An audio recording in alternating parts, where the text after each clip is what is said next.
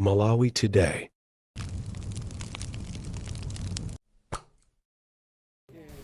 Tikulandireni kulikonse kumene muli pano pa Malawi lero.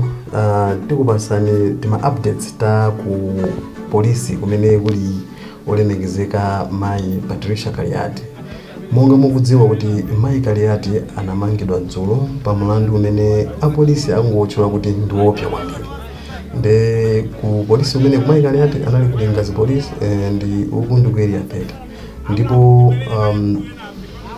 mayi Kaliati leo tingatonena kuti ndi tsiku lachiwiri, ndi tsiku agona ku tsiku limodzi ku polisi umene.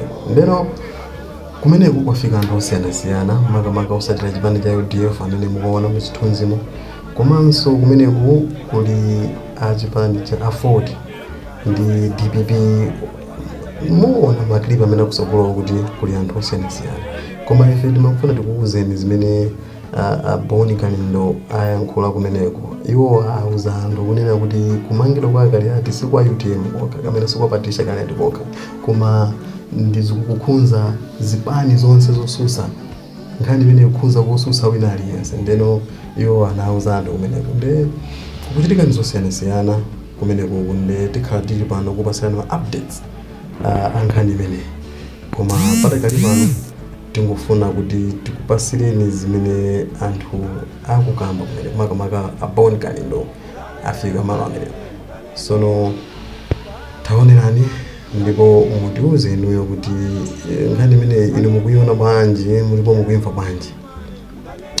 Amene mukungotipeza kumene pempho ndi lomwe lija kunena kuti subscribe komanso follow kuti ma updates ngati amenewa azikufikani. Kondo imene isiyabadilisha iya.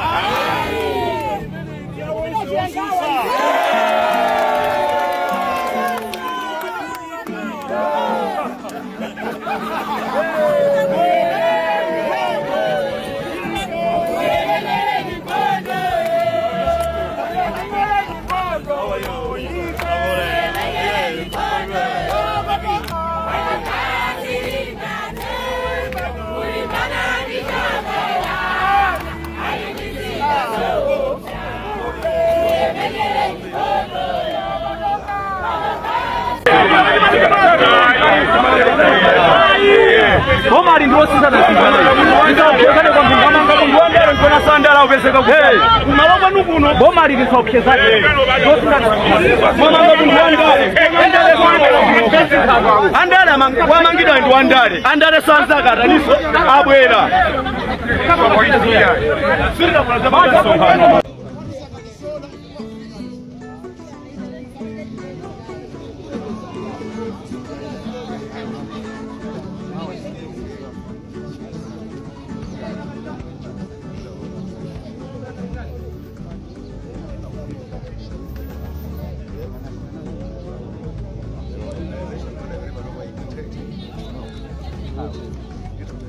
Ndio